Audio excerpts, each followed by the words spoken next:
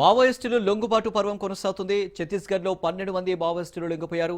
Police అధికారి ఎదుట మావోయిస్టులు ఆయుధాలను వీడారు. ఇక లొంగిపోయిన వారిలో సెంట్రల్ కమిటీ సభ్యుడు మంచి రామ్దేవ్, డివిజన్ కార్యదర్శి హుస్సేన్ డి చందు, లలిత, జానకి, ప్రేమ్, రామ్ సింగ్ దాదా, సుకేష్ పొట్టం, లక్ష్మి, శీలా, సాగర్, కవిత, యోగిత ఇలా 12 మంది మావోయిస్టులు లొంగిపోయారు.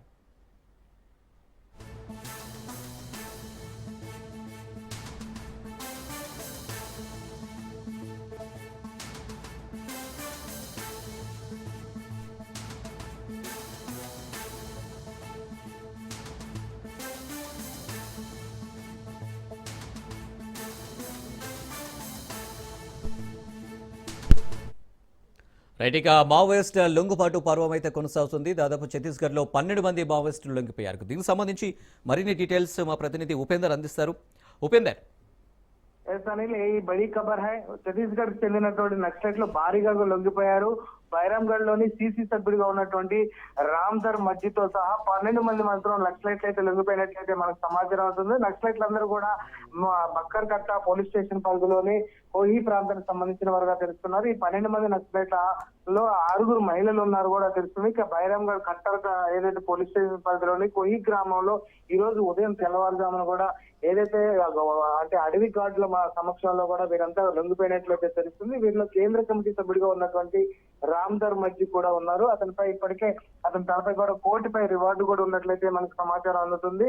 ఇక లొంగిపోయిన వారిలో సిసిఎం, డివిసిఎం, ఏసీఎం, అదేవిధంగా ప్రధాన స్థాయి సభ్యులు కూడా ఉన్నారు. చాలా మంది తీవ్రమైన నక్సలైట్ కార్యకలాపాల్లో పాల్గొన్నట్లు తెలుస్తుంది. ఇక లొంగిపోయిన వారిలో రామ్ధర్ మజ్జి, అదేవిధంగా చందు, హుసెండి, లలిత, జానకి, ప్రేమ, రామ్ సింగ్ దాదా, సురేష్ పొట్టం, లక్ష్మి, శీలా, సాగర్, కవిత, యోగిత ఇలా 12 మంది కూడా ఉన్నారు. వీరంతా కూడా కీలక నేతలుగా ఉన్నారు. ఏదైతే ఛత్తీస్గఢ్, మధ్యప్రదేశ్, మహారాష్ట్ర ఈ 3 రాష్ట్రాలు ఎంఎంసీ మెంబర్ గా అని చెప్తారు. వీరంతా కూడా లొంగిపోవడం అక్కడ ఆ ఎంఎంసీ కమిటీ పూర్తిగా నిర్వీర్యమైందనేది మనం చెప్పుకోవచ్చు. ఈ సిసిసి మెంబర్ సభ్యులుగా ఉన్నటువంటి రామ్ధర్ తలపై కోటి రివార్డు ఉన్నట్లు కూడా అక్కడ ప్రభుత్వం కూడా ప్రకటించింది. ఛత్తీస్గఢ్ లో లొంగిపోయినటువంటి హిడ్మా తర్వాత అతని రెండవ అత్యంత ప్రముఖ నక్సలైట్ గా కూడా మనం ఇతన్ని చెప్పుకోవచ్చు. ఎందుకంటే ఇతడు చాలా కార్యక్రమాలు కావచ్చు, అదేవిధంగా నక్సలైట్ రిక్రూట్మెంట్ లో కూడా కీలకంగా వ్యవహరించే వ్యక్తి అని మనం చెప్పుకోవచ్చు. ఎందుకంటే ఈ 3 మల్టీ జోనల్ ఏదైతే మహారాష్ట్ర, ఛత్తీస్గఢ్, ఒరిస్సా సంబంధించినటువంటి ఈ 3 రాష్ట్రాలకు సంబంధించినటువంటి వ్యక్తుల్ని ఇతను మానిటరింగ్ చేస్తూ ఉంటాడు. ఈ నక్సలైట్ లొంగుబాటు తర్వాత వారు హింసను విడిచిపెట్టి ప్రధాన స్రవంతిలోకి తిరిగి రావాలని చెప్పేసి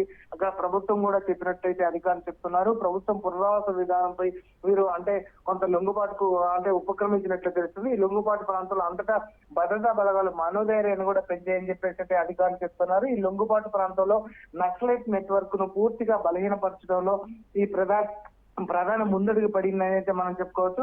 ఈ నక్సలైట్లు ఎంఎంసీ జోన్ దాదాపుగా నిర్వీర్యం చేయబడింది. దాదాపుగా సిసి సభ్యుడిగా ఉన్నట్టు రామ్ధర్ మజ్జి లొంగుబాటు ఈ నక్సలైట్లు ఎంఎంసీ జోన్ దాదాపుగా పూర్తిగా ధ్వంసమైనట్లయితే మనం చెప్పుకోవచ్చు. ఎంఎంసీ జోన్ లో ఏదైతే మధ్యప్రదేశ్, మహారాష్ట్ర మరియు ఛత్తీస్గఢ్ ప్రాంతాల సరిహద్దులుగా సూచిస్తుంది. కొద్ది రోజుల క్రితం ఈ ఎంఎంసీ జోన్ ప్రతినిధిగా ఉన్నటువంటి అనంత్ కూడా తన సహచరులతో లొంగిపోయారు. ప్రస్తుతం ఇతను లొంగుబాటుతో మాత్రం ఆ ప్రాంతం మొత్తం నిర్వీర్యమైనది మనం చెప్పుకోవచ్చు. ఏదైతే హోమ్ మినిస్టర్ అమిత్ షా చెప్పినట్టుగా 2026 మార్చి 31 లోపు అంటే ఛత్తీస్గఢ్ కావచ్చు ఈ 12 రాష్ట్రాల్లో ఉన్నటువంటి మావోయిస్ట్ ప్రభావితులు పూర్తిగా లేకుండా చేస్తామని చెప్తున్న నేపథ్యంలోనే భద్రతా బలగాలు కూడా ఆ దిశగా ముందడుగు వేస్తున్నాయి. ఆ నేపథ్యంలోనే ఈ లొంగుబాటు కూడా మనం అంటే పెట్టుగా చెప్పుకోవచ్చు. ప్రభుత్వంగా అక్కడ వరుసగా కూడా ఇటు మావోయిస్టులు కూడా తన పందాన్ని కూడా మార్చుకుంటున్నారు. అక్కడ ఉన్నటువంటి బీజేపీ నాయకులపై కూడా విరుచుకుపడుతున్న పరిస్థితి కనిపిస్తుంది.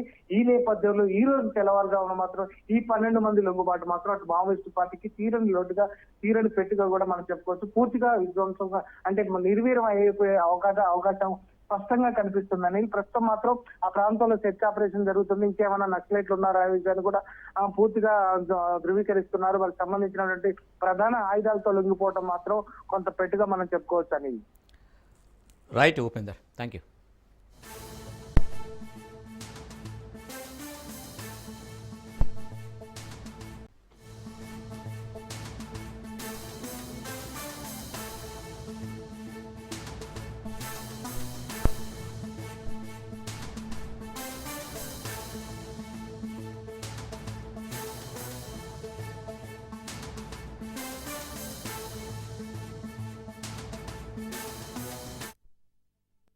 ఛత్తీస్గఢ్ బీజాపూర్ జిల్లాలో నక్సలైట్లు మరోసారి రెచ్చిపోయారు. రోడ్డు పనుల బాధ్యతలు నిర్వర్తిస్తున్న రోడ్డు కాంట్రాక్టర్ ఇమ్తియాజ్ అలీని మావోయిస్టులు బలవంతంగా తమ అదుపులోకి తీసుకున్న ఘటన కలకలం రేపింది. ఇక బంధించిన కాంట్రాక్టర్ను మావోయిస్టులు గొంతు కోసి హత్య చేశారు. కాంట్రాక్టర్తో కలిసి పనిచేస్తున్న సహాయకుల్లో ఒకరు అక్కడి నుంచి తప్పించుకొని ఇరపల్లి భద్రతా శిబిరం క్యాంపుకు చేరుకొని పోలీసులకు వివరాలు వెల్లడించారు. అతని వాంగ్మూలంతో ఈ ఘటన వెలుగులోకి వచ్చింది. వెంటనే భద్రతా బలగాలు అప్రమత్తమయ్యాయి.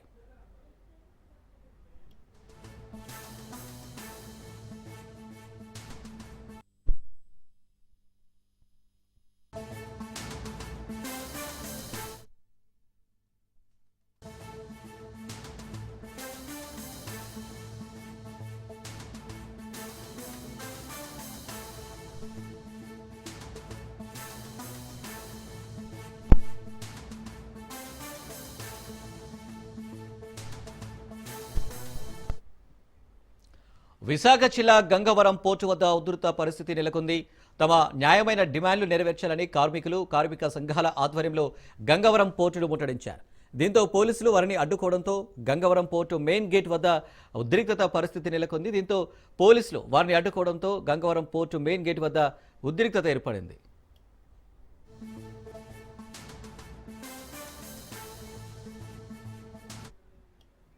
రైట్గా దీనికి సంబంధించి మరిన్ని డీటెయిల్స్ మా ప్రతినిధి నందకుమార్ అందిస్తారు. Nanda. Thank you Anil. Gangavaram port దగ్గర అయితే తీవ్ర ఉద్రిక్త వాతావరణం నెలకొనిందనే చెప్పాలి. కార్మిక సంఘాల నేతలు, ఉద్యోగస్తులు, పోలీసుల మధ్యన అయితే వాగ్వివాదం జరుగుతుందనే చెప్పాలి.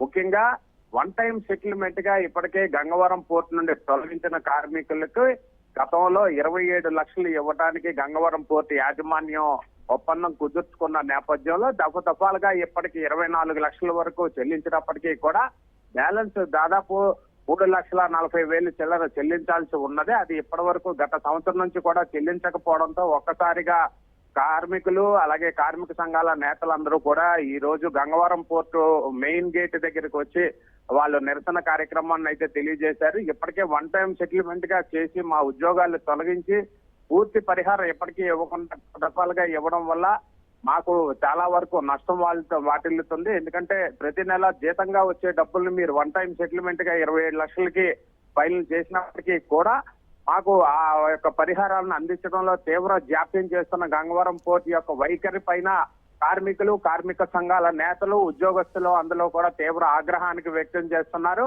ఇప్పటికీ కంపెనీ ఎంత టర్నోవర్ లో ఉన్నప్పటికీ కూడా మాకు ఇవ్వాల్సిన చిన్న అమౌంట్ ఇవ్వడానికి ఇంత మీరు వేధించడం ఎంతవరకు కరెక్ట్ అని చెప్పి ఈ రోజు కార్మిక సంఘాలకు సంబంధించిన నేతలు అలాగే ఉద్యోగస్తులు అందరూ కూడా గేటు దగ్గర బైఠాయించిన నేపథ్యంలో కొంత మేరకు పోలీసులకి ఈ యొక్క కార్మికులకు మధ్యన వాగ్వివాదం జరిగింది. మా పట్ల కొడుతున్న గంగవరం పోర్టు యాజమాన్యం కిందకి రావాలి, మాకు సమాధానం చెప్పాలి అనే వీరి యొక్క నిరసన కార్యక్రమాన్ని తెలియజేస్తున్నారు. పోలీసులు ఇప్పటికే అక్కడ పరిస్థితిని అదుపులోకి తీసుకొచ్చే ప్రయత్నం కూడా చేస్తున్నారు. ఒక్కసారిగా ఈ నిరసనకారులు గంగవరం పోర్టు దగ్గరకు వచ్చినప్పటికీ పోలీసులు పూర్తిగా అలర్ట్ అయ్యి ఎటువంటి అవాంఛనీయ సంఘటనలు జరగకుండా ముందస్తు చర్యల్లో భాగంగా బందోబస్తు అయితే పటిష్టం చేశారు. ఏదేమైనప్పటికీ కూడా గంగవరం పోర్టు యాజమాన్యం ఇప్పటికే సింగిల్ టైం సెటిల్మెంట్ గా చేసి కొంత పరిహారం ఇచ్చి మిగిలింది ఇవ్వకుండా జాప్యం చేస్తున్న నేపథ్యంలో వాటిని క్లియర్ చేస్తే ఇటువంటి శాంతి భద్రతలు విఘాతం కలగకుండా ఉంటుందనేది ప్రధాన అంశంగా చెప్పుకోవచ్చు. ఏదైనప్పటికీ కూడా అక్కడ వాతావరణం ప్రస్తుతానికి కొంత మేరకు చక్కబడింది. ఇక గంగవరం పోర్టుకి సంబంధించిన ప్రతినిధులు వచ్చి ఈ యొక్క కార్మికులతో మాట్లాడి కొంత మేరకు ఈ సమస్యను పరిష్కరించగా ప్రయత్నం చేయాలనేది అక్కడ కార్మిక సంఘాల నేతలు, ఉద్యోగస్తుల యొక్క డిమాండ్ అని. Right Nandakumar, thank you.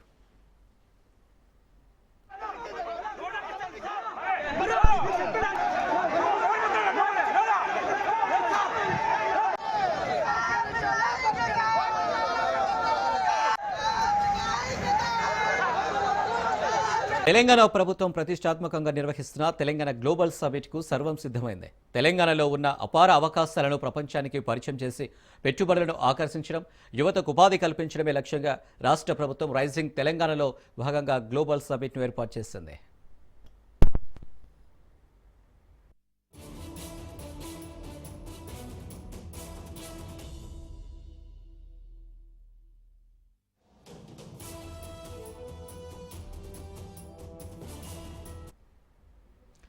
ఇక ఫ్యూచర్ సిటీలో 2 రోజుల పాటు జరిగే తెలంగాణ రైజింగ్ సమ్మిట్లో 44 దేశాల నుంచి పారిశ్రామిక దిగ్గజాలు పాల్గొంటున్నారు. ఇందుకోసం భారత్ ఫ్యూచర్ సిటీలో ఏర్పాట్లను ప్రభుత్వం అత్యంత అద్భుతంగా చేసింది. ఈ సదస్సుకు 154 మంది అంతర్జాతీయ ప్రతినిధులు హాజరవుతున్నారు. విశ్వవ్యాప్తంగా పేరున్న కంపెనీల నుంచి యాజమాన్య ప్రతినిధుల బృందాలు ఈ సమ్మిట్లో పాల్గొంటున్నాయి. ఒక్క అమెరికా నుంచే 46 మంది వివిధ కంపెనీల ప్రతినిధులు తరలి వస్తున్నారు.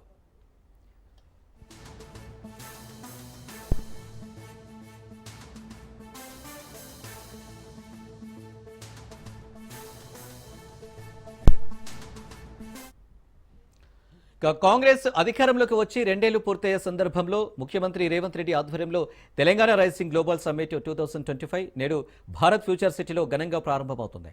ఈ 2 రోజుల పాటు సమ్మిట్ ద్వారా తెలంగాణను ప్రపంచ స్థాయి పెట్టుబడుల హబ్బుగా మార్చాలనే భారీ లక్ష్యంతో ప్రభుత్వం ముందుకు సాగుతుంది. దావోస్లోని వరల్డ్ ఎకనామిక్ ఫోరంను తలపించేలా ఈ సమ్మిట్ను రూపొందించారు. 44 దేశాల నుంచి 154 మంది అంతర్జాతీయ ప్రతినిధులు, 46 మంది అమెరికా నుంచి వచ్చే పారిశ్రామికవేత్తలతో పాటు నోబెల్ బహుమతి విజేతలు Abhijit Banerjee, Kailash Satyarthi, WEF CEO Jeremy Jurgens, Biocon chairman Kiran Mazumdar Shaw వంటి ప్రముఖులు ఇందులో పాల్గొంటున్నారు. మొత్తం 1686 మంది ప్రతినిధులు, 3000 మంది అతిథులు హాజరవుతున్నారు. ఈ సమ్మిట్ ద్వారా 3 లక్షల కోట్ల పెట్టుబడులను ఆకర్షించాలని ప్రభుత్వం లక్ష్యంగా పెట్టుకుంది.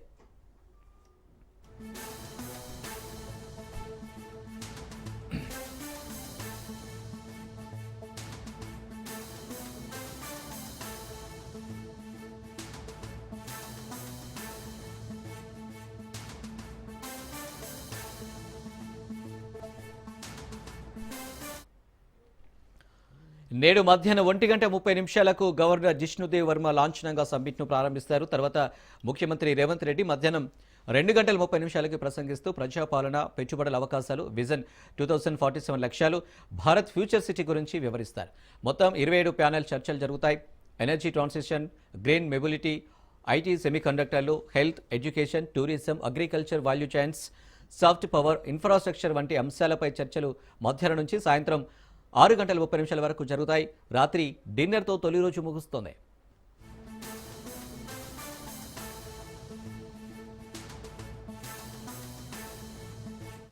తెలంగాణ రైజింగ్ గ్లోబల్ సమ్మిట్ 2025కు సర్వం సిద్ధమైంది. భారత్ ఫ్యూచర్ సిటీ వేదికగా నేటి నుంచి 2 రోజుల పాటు సమ్మిట్ జరగనుంది. ఇందుకోసం ప్రభుత్వం అన్ని ఏర్పాట్లు చేసింది. దేశ విదేశాల నుంచి వచ్చే పారిశ్రామికవేత్తలు, ఆర్థిక నిపుణులు, నోబెల్ గ్రహీతలకు ఆతిథ్యం ఇచ్చేందుకు హైదరాబాద్ ముస్తాబైంది.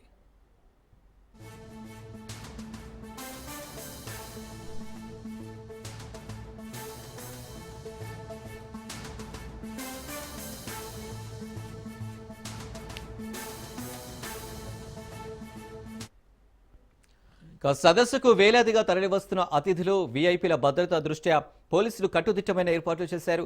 6000 మంది పోలీస్ సిబ్బందితో భారీ భద్రతా ఏర్పాట్లు చేసినట్లు డీజీపీ శివధర్ రెడ్డి తెలిపారు. ఏడీజీపీలు, ఐజీలు, 10 మంది ఐపీఎస్ అధికారులు, పలువురు బందోబస్తును పర్యవేక్షిస్తున్నారని చెప్పారు. వేదిక దగ్గర దాదాపు 1200 మంది పోలీస్ సిబ్బందిని మోహరించనున్నారు.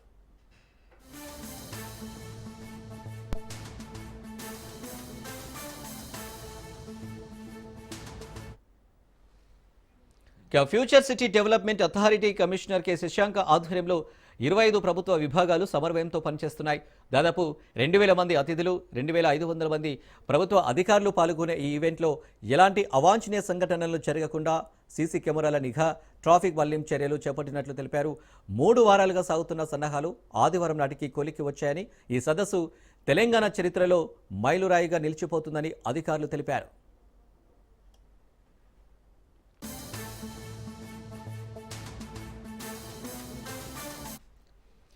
వందే మాతర గీతంపై నేడు లోక్సభలో ప్రత్యేక చర్చ జరపనున్నారు. వందే మాతర గీతం 150 సంవత్సరాల వేడుకను ఏడాది పాటు నిర్వహించుకోవడంలో భాగంగా ఈ చర్చ చేపట్టనున్నారు. ప్రధానమంత్రి నరేంద్ర మోడీ మధ్యాహ్నం 12 గంటలకు లోక్సభలో వందే మాతరంపై చర్చను ప్రారంభించనున్నారు. వందే మాతర గీతంపై 10 గంటల పాటు చర్చ జరగనుంది. వందే మాతరంపై రేపు రాజ్యసభలో చర్చించనున్నారు. రాజ్యసభలో హోంమంత్రి అమిత్ షా చర్చను ప్రారంభించనున్నారు.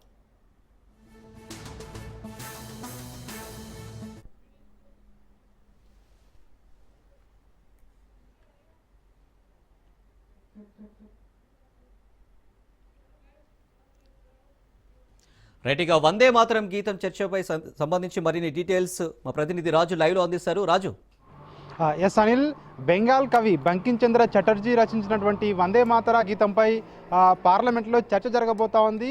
ఈరోజు లోక్సభలో, రేపు రాజ్యసభలో దీనికి సంబంధించి చర్చ జరుగుతుందని చెప్పేసి ఇప్పటికే పార్లమెంట్ అధికారిక వర్గాలు పేర్కొనడం జరిగింది. ఈరోజు మధ్యాహ్నం 12 గంటలకు ప్రధానమంత్రి నరేంద్ర మోడీ లోక్సభలో ఆయన దీనికి సంబంధించి చర్చను ప్రారంభించబోతా ఉన్నారు. లోక్సభలో 10 గంటల పాటు కూడా వందే మాతర గీతంపై చర్చించేందుకు ఇప్పటికే ఇటు నిర్ణయం కూడా తీసుకోవడం జరిగింది. ప్రధానమంత్రి నరేంద్ర మోడీ మాట్లాడిన తర్వాత కొంతమంది కేంద్ర మంత్రులు కూడా దీనిపై మాట్లాడే అవకాశం కూడా కనిపిస్తూ ఉంది. అదేవిధంగా ఇప్పటికే ఇటు విపక్ష సభ్యులకు కూడా దీనికి సంబంధించి సమయాన్ని కూడా కేటాయించడం జరిగింది. గౌరవ్ గగోయ్ కాంగ్రెస్ పార్టీ నుంచి, అదేవిధంగా ప్రియాంక గాంధీ, ఇంకా ఇతర కొంతమంది నాయకులు ఇప్పటికే 8 మంది కాంగ్రెస్ పార్టీ నుంచి కూడా విపక్ష సభ్యులు మాట్లాడతారని చెప్పేసి కూడా ఇప్పటికే దీనికి సంబంధించి స్పీకర్ కూడా పేర్కొనడం జరిగింది. మరొక వైపు ఇటు రాజ్యసభలో రేపు దీనికి సంబంధించి చర్చ జరగబోతా ఉంది. దీనికి సంబంధించి రాజ్యసభలో చర్చను హోంమంత్రి అమిత్ షా ప్రారంభించబోతా ఉన్నారు. ఆ తర్వాత ఇటు కేంద్ర ఆరోగ్య శాఖ మంత్రి జేపీ నడ్డా మాట్లాడబోతా ఉన్నారు. ఆ తర్వాత ఏఐసీసీ అధ్యక్షుడిగా ఉన్నటువంటి మల్లికార్జున ఖర్గే, అదేవిధంగా కొంతమంది రాజ్యసభ సభ్యులు రేపు దీనికి సంబంధించి చర్చలో పాల్గొనబోతా ఉన్నారు. ప్రధానంగా వందే మాతర గీయం ఏదైతే ఈ గీతం ఏదైతే ఆయన రచించిన తర్వాత 150 సంవత్సరాలు పూర్తవుతున్న నేపథ్యంలో ఈ చర్చ అనేది ప్రాధాన్యతను సంతరించుకుంది. దీనికి సంబంధించి 150 సంవత్సరాలు పూర్తవుతున్న సమయంలో ఏడాది పాటు కూడా దేశవ్యాప్తంగా దీనికి సంబంధించి ఉత్సవాలు నిర్వహించాలని చెప్పేసి కూడా ఇప్పటికే కేంద్ర ప్రభుత్వం నిర్ణయం తీసుకోవడం జరిగింది. గత నెల ఏదైతే నవంబర్ 7వ తేదీనే దీనికి సంబంధించి కార్యక్రమాన్ని కూడా ప్రధానమంత్రి నరేంద్ర మోడీ ఢిల్లీలో ప్రారంభించడం జరిగింది. ఏడాది పాటు దీనికి సంబంధించి ఉత్సవాలు జరుగుతాయని చెప్పి ఇప్పటికే కేంద్ర ప్రభుత్వం ప్రకటించింది. అయితే ఎవరికీ తెలియని అంశాలు, ఈ వందే మాతర గీతంకు సంబంధించి దేశంలో ఉన్నటువంటి చాలామంది ప్రజలకు తెలియని అంశాలు కూడా ఈ చర్చ ద్వారా బయటికి వచ్చే అవకాశం ఉంది అని చెప్పేసి ఇటు కేంద్ర ప్రభుత్వ వర్గాలు చెప్తా ఉన్నాయి. లోక్సభలో 10 గంటల పాటు దీనికి సమయం కేటాయించడం జరిగింది. ఈ చర్చకు ఒకవేళ 10 గంటల సమయం సరిపోకుంటే ఖచ్చితంగా మరింత సమయాన్ని కూడా ఇచ్చేందుకు సిద్ధంగా ఉన్నామని చెప్పేసి ఒకవైపు ఇటు కేంద్ర ప్రభుత్వం కూడా ఇప్పటికే చెప్తున్నటువంటి పరిస్థితి కనిపిస్తూ ఉంది. ఇదేదైతే 1875లో రచించినటువంటి ఈ గీతం మొదటిసారిగా బెంగాల్ పత్రికలో ప్రింట్ అయింది. ఆ తర్వాత ఆ కాలక్రమంలో 1937వ సంవత్సరంలో అప్పటి కాంగ్రెస్ పార్టీ ఇందులో ఉన్నటువంటి కొన్ని చరణాలను తొలగించిందని చెప్పేసి కూడా ప్రధానమంత్రి నరేంద్ర మోడీ, కేంద్ర ప్రభుత్వ పెద్దలు కొంతమంది విమర్శలు చేస్తూ ఉన్నారు. ఆ తర్వాత కాంగ్రెస్ పార్టీ కొన్ని చరణాలను తొలగించిన తర్వాత అదే దేశ విభజనకు నాంది అని చెప్పేసి, తద్వారా దేశ విభజన జరిగింది, దేశ విభజనకు ప్రధాన కారణం కాంగ్రెస్ పార్టీ అని చెప్పేసి కూడా పదే విమర్శలు చేస్తున్న నేపథ్యంలో ఈరోజు చర్చ జరగబోతా ఉంది. మధ్యాహ్నం 12 గంటలకు లోక్సభలో చర్చ ప్రారంభించగానే ఏ విధంగా జరగబోతా ఉంది చర్చ, విపక్ష ఇటు అధికార పార్టీ సభ్యుల మధ్య ఎలాంటి వాదాలు జరగబోతా ఉన్నాయి. ఎందుకంటే కాంగ్రెస్ పార్టీని ఖచ్చితంగా అధికార పార్టీ కార్నర్ చేసే అవకాశం కనిపిస్తూ ఉంది. దేశ విభజనకు సంబంధించి దేశానికి సంబంధించి వందే మాతర గేయం ఇంత అప్పట్లో ఏ విధంగా ఉండింది, దానికి సంబంధించి కాంగ్రెస్ పార్టీ అప్పట్లో ఎట్లాంటి నిర్ణయాలు తీసుకుంది అనే అంశాలను కూడా పార్లమెంట్ సాక్షిగా ఇటు కేంద్ర ప్రభుత్వం, ప్రధానమంత్రి నరేంద్ర మోడీ వెల్లడించే అవకాశం కనిపిస్తూ ఉంది. కాబట్టి దీనికి సంబంధించి హాట్గా చర్చ అయితే జరిగే అవకాశం కనిపిస్తూ ఉంది. లోక్సభలో 10 గంటల పాటు చర్చ జరిగిన తర్వాత రేపు మంగళవారం రాజ్యసభలో కూడా దీనికి సంబంధించి చర్చ జరగబోతా ఉంది. రాజ్యసభలో అమిత్ షా దీన్ని చర్చను ప్రారంభించబోతా ఉన్నారు. మరి కాసేపట్లోనే దీనికి సంబంధించి చర్చ అయితే ప్రారంభం కాబోతా ఉంది. Anil. Right Raju, thank you.